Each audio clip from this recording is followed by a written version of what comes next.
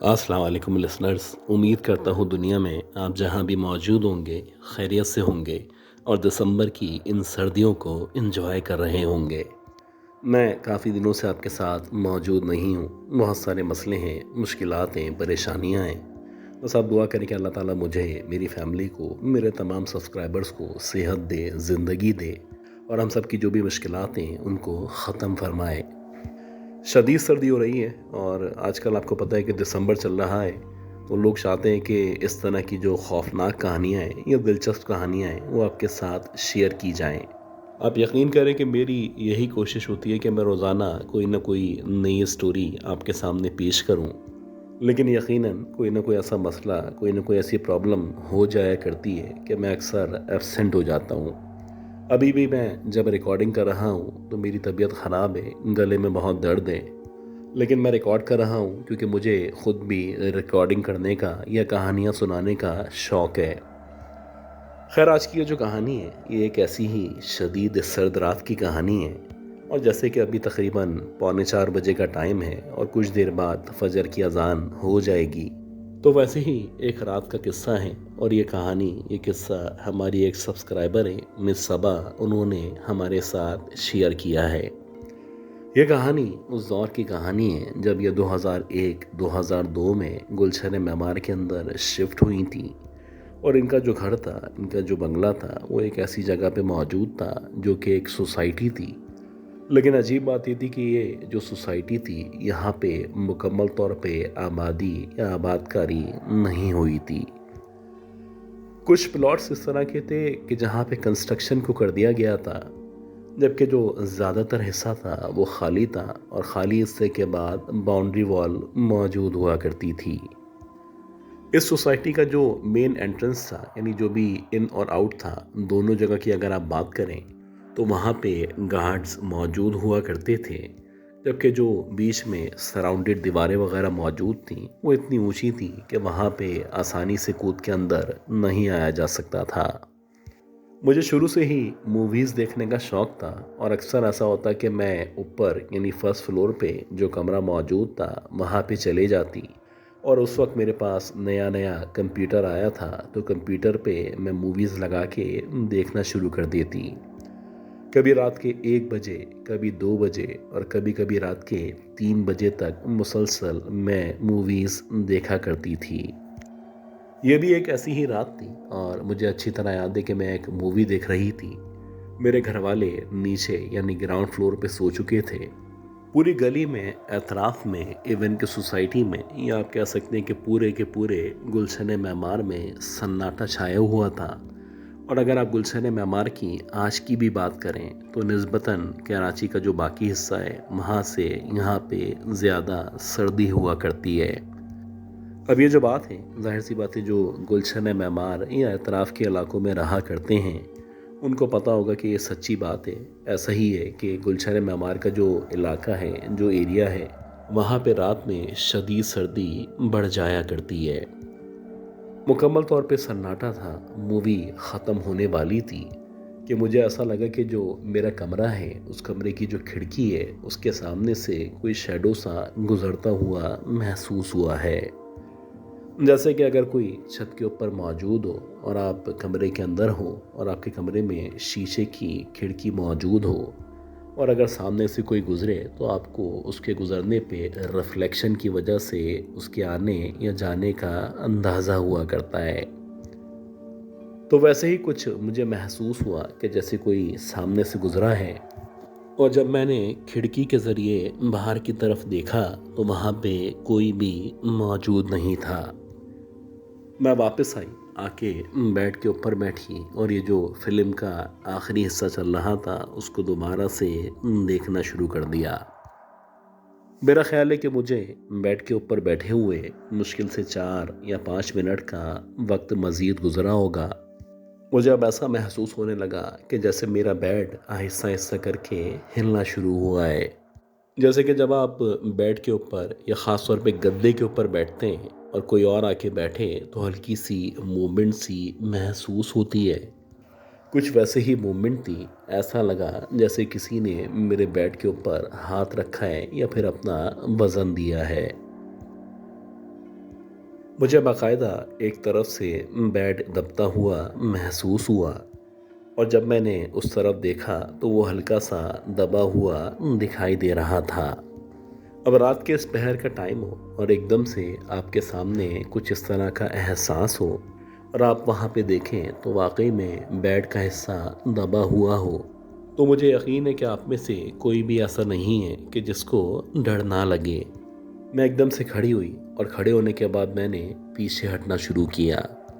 मैं जैसे जैसे पीछे हट रही थी एकदम से मेरा जो दुपट्टा था वो नीचे गिरा और अब मुझे ऐसा लगा कि इस बेड के बाद अब मुझे सहन या बाहर की तरफ से किसी के चलने की आवाज़ महसूस हो रही है।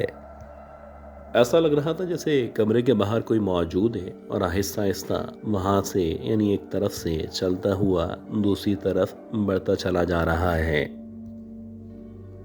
अब ना सिर्फ मुझे कदमों की आवाज़ आ रही थी बल्कि ऐसा लग रहा था जंजीर की या फिर पायल या घुंघरू की आवाज़ अपने कानों में महसूस हो रही है। जैसे जैसे वो कदम ज़मीन के ऊपर रखे जा रहे थे वैसे वैसे उस पायल या घुंघरू की आवाज़ ने मुझे परेशान करना शुरू कर दिया था।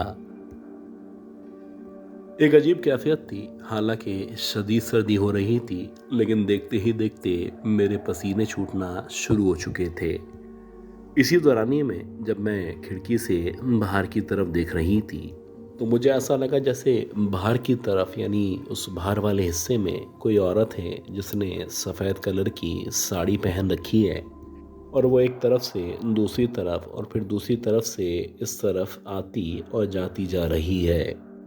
कुछ अजीब सा खौफनाक सा उसका चेहरा था, हालांकि मैं खिड़की के अंदर यानी गिलास के ज़रिए उसको देख रही थी लेकिन इस अंधेरे में भी ऐसा लग रहा था उसकी आंखों से लाल रोशनी निकलती हुई महसूस हो रही है। मुझे इतना तो यकीन था कि ये जो भी औरत थी ये कम से कम इंसान नहीं थी, लिहाजा मैंने जल्दी से आयतुल कुर्सी की तिलावत करना शुरू कर दी। सच्ची बात यह कि मैं इस कदर डर चुकी थी कि मैंने ना सिर्फ अपनी आंखें बंद की बल्कि मुसलसल 3 4 बल्कि 5 दफ़ा आयतुल कुर्सी पढ़ी और अपना हिसार करना शुरू कर दिया।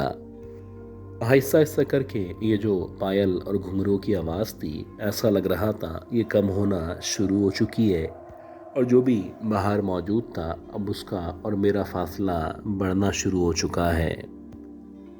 कुछ देर के बाद जब ये आवाज़ें मुकम्मल तौर पे थम चुकीं तो मैंने अपनी आंखें खोली और आंखें खोलने के बाद इधर उधर देखना शुरू कर दिया।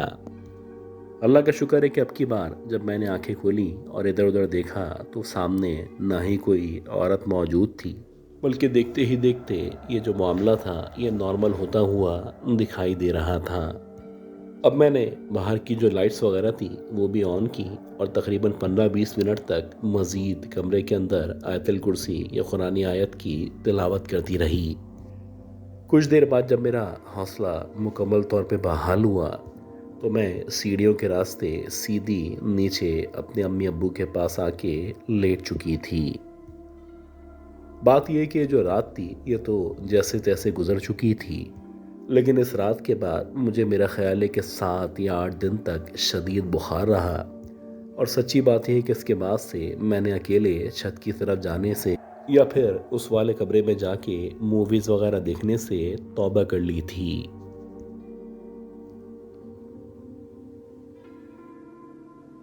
अच्छा गाइस, उम्मीद करता हूँ ये जो पहली स्टोरी थी ये स्टोरी आपको ज़रूर पसंद आई होगी।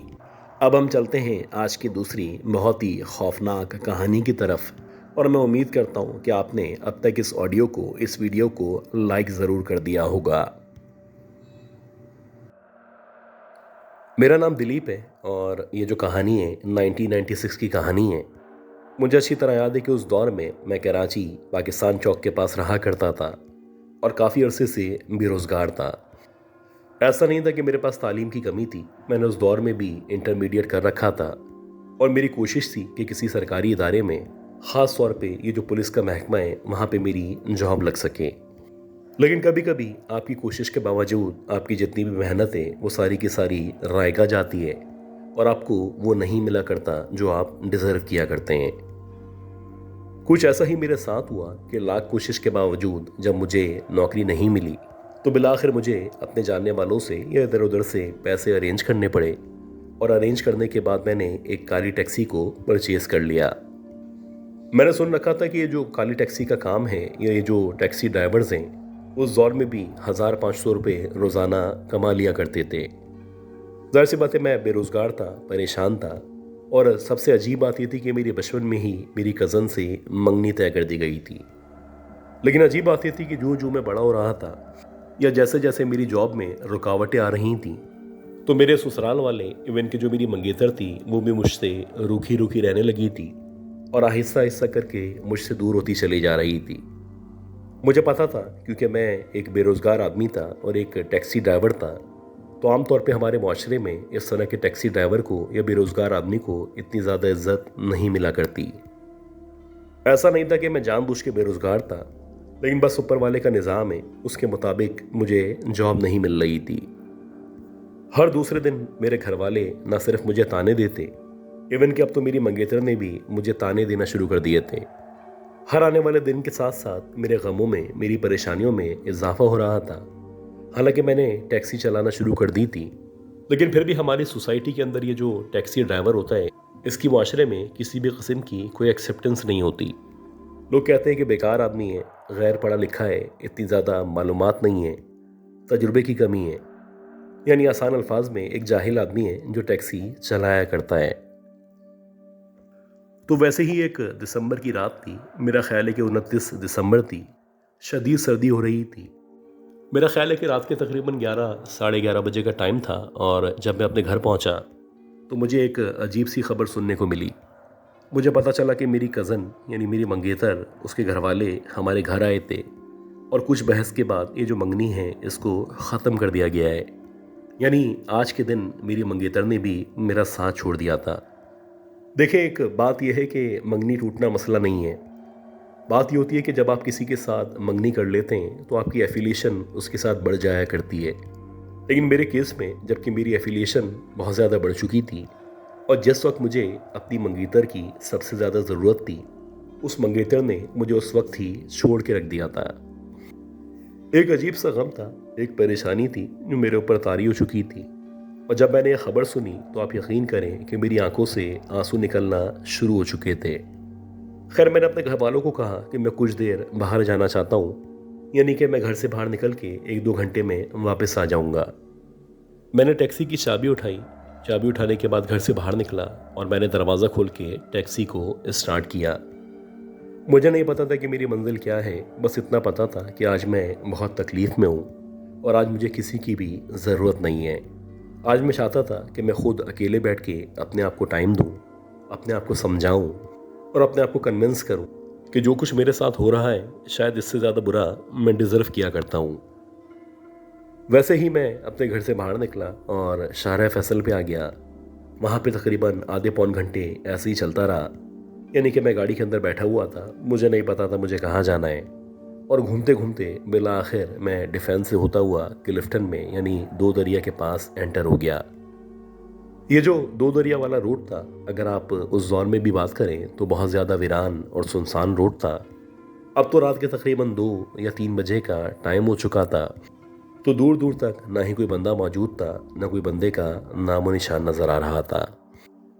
जब मैं उस दो दरिया वाले रोड पे दाखिल हुआ तो वैसे ही वो जो एक एग्जैक्ट पॉइंट है जहाँ पे लोग गाड़ी पार्क करके वहाँ से फिर पैदल आगे मछली पकड़ने के लिए जाके बैठा करते हैं, मैंने भी अपनी गाड़ी को पार्क किया और बस मैं सीधा उस समंदर की तरफ चलता चला गया। जैसे जैसे मैं आगे बढ़ रहा था मुझे अंदाज़ा हो रहा था कि समंदर के पास यानी ख़ास तौर पे पानी के पास बहुत ज़्यादा सर्दी है, और यहाँ पे सर्दी की जो शिद्दत है वो बहुत ज़्यादा महसूस की जा रही है।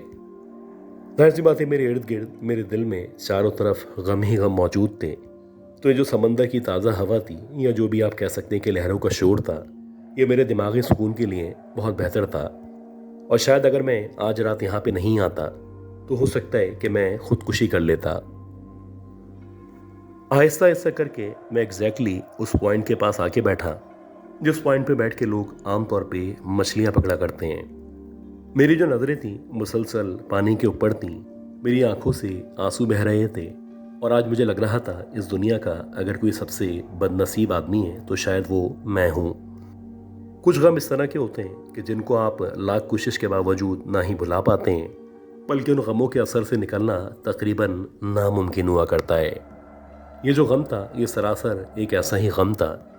जाहिर सी बात है, मेरी जो कज़न थी, मैं दिल ही दिल में या ख्यालात में उसको अपनी दुल्हन के तौर पे देखा करता था।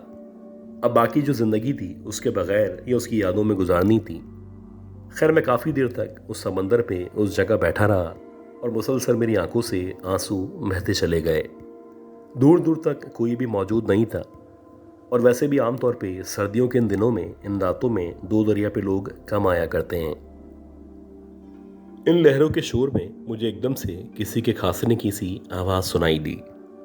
ऐसा लगा जैसे कोई मेरे अतराफ में मौजूद है और शायद उसको एकदम से फंदा लगा है या फिर उसको एकदम से खांसी आई है। हालांकि अब से कुछ देर पहले मैंने अपने अतराफ का मुकम्मल तौर पे जायज़ा लिया था। मेरे अतराफ में ना ही कोई मौजूद था और ना ही इससे पहले मुझे किसी के होने का एहसास हो रहा था। लेकिन ये जो खांसने की आवाज़ थी ये इस बात की यकीन दहानी थी कि मेरे लेफ़्ट साइड पे कोई मौजूद है। और शायद ये जो आवाज़ थी, जो कि खांसने की आवाज़ थी, ये बड़ी नाजुक सी आवाज़ थी। इस तरह से आमतौर पे लड़कियां खांसा करती हैं। इस आवाज़ को फॉलो करते हुए जब मैंने अपने लेफ़्ट साइड पे यानी इसी जगह पे जहाँ पे मैं बैठा हुआ था उस तरफ देखना शुरू किया तो मुझसे तकरीबन 20 फीट के फासले पे एक लड़की बैठी हुई थी। वैसे ही उसके पाँव भी मेरी तरह पानी की तरफ थे और वो भी शायद लहरों को देख रही थी। उसके इस अंदाज से ऐसा लग रहा था जैसे वो भी मेरी तरह गमों का शिकार है या उसको भी इस दुनिया ने सरासर नज़रअंदाज कर दिया है। उस लड़की ने सफ़ेद कलर का लिबास पहन रखा था और बज़ाहिर उसके लिबास को देख के ये गुमा हो रहा था जैसे उसने साड़ी पहन रखी है। मुसलसल लहरों की वजह से या हवा की वजह से उसकी जो साड़ी थी वो उड़ती हुई पीछे की तरफ जा रही थी, या आप कह सकते हैं उसका लिबास इस तरह बेबाक हो चुका था कि उसके जो जिस्मानी खदोखाल थे वो मुकम्मल तौर पे नुमाया नज़र आ रहे थे। यकीनन इसके बॉडी स्ट्रक्चर को या इसको देख के यही महसूस हो रहा था जैसे वाकई में कोई दोशीज़ा है जो कि हालात की मारी हुई है और यकीनन मेरी तरह गमों का शिकार होके यहाँ पे आके बैठ चुकी है। ये जो हवा थी मुसलसल उसके बालों में या उसकी जुल्फ़ों में शामिल होने के बाद उनको उड़ाती चली जा रही थी। यह गुमा हो रहा था जैसे इसके जो बाल हैं वो बहुत ही लंबे, बहुत ही घने बाल हैं और इस अंधेरे में भी उसका जो रंग था या उसकी जो रंगत थी वो सफ़ेदी की तरह थी। अजीब बात ये थी कि इस अंधेरे में भी उसकी जो आंखें थी वो ना सिर्फ स्पार्क कर रही थी बल्कि एक अजीब सी चमक सी थी जो उस औरत की आंखों में मौजूद थी। काफ़ी देर तक मैं उसको देखता रहा, लेकिन अजीब बात ये थी कि बजाय इसके वो मेरी तरफ एक बार भी देखती, इसने मुकम्मल तौर पे सामने की तरफ देखना यानी समंदर की तरफ देखना बेहतर समझा।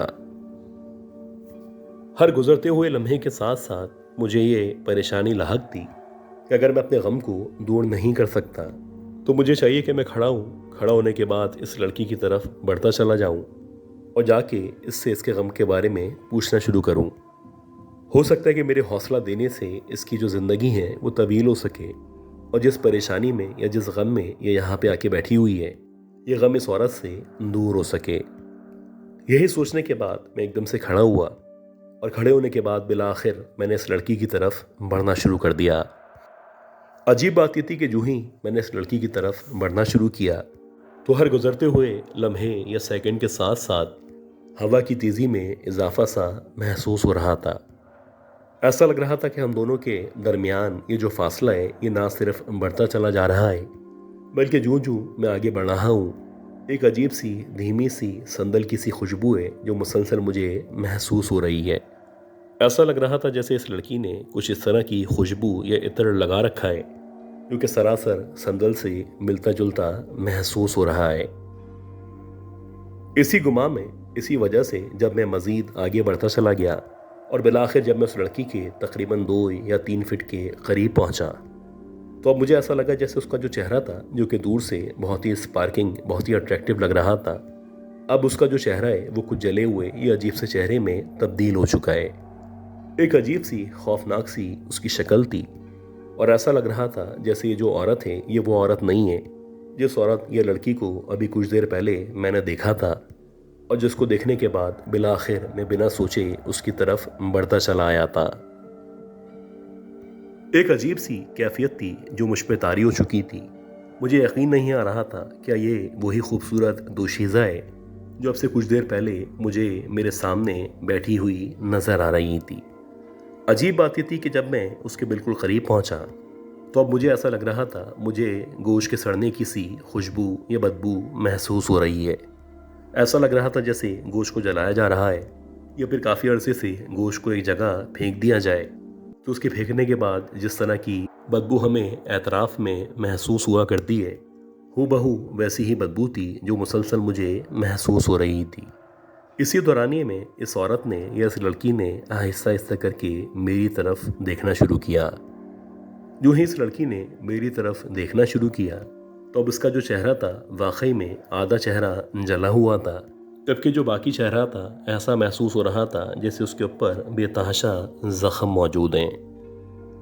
इसी दौरानिए में ये लड़की एकदम से यानी विद इन सेकेंड्स खड़ी हुई और खड़े होने के बाद इसने एकदम से मेरी तरफ बढ़ना शुरू कर दिया। कहने को मेरे और उसके दरमियान तकरीबन 2 या 3 फीट का फासला था, लेकिन जब वो खड़ी हुई और मेरी नज़र बाकायदा उस लड़की के पैरों की तरफ पड़ी तो ऐसा लगा उस लड़की के जो पैर हैं वो उल्टे पैर हैं, यानी इन पैरों की जो एड़ियाँ थीं वो आगे की तरफ मौजूद थीं, जबकि जो इसकी उंगलियाँ थीं वो पीछे की तरफ दिखाई दे रही थीं। मेरे सामने यकीनन एक ऐसी मखलूक मौजूद थी जिस मखलूक के किस्से और कहानियाँ गए वक्तों में मैं अपने बुज़ुर्गों से सुनता चला आया था।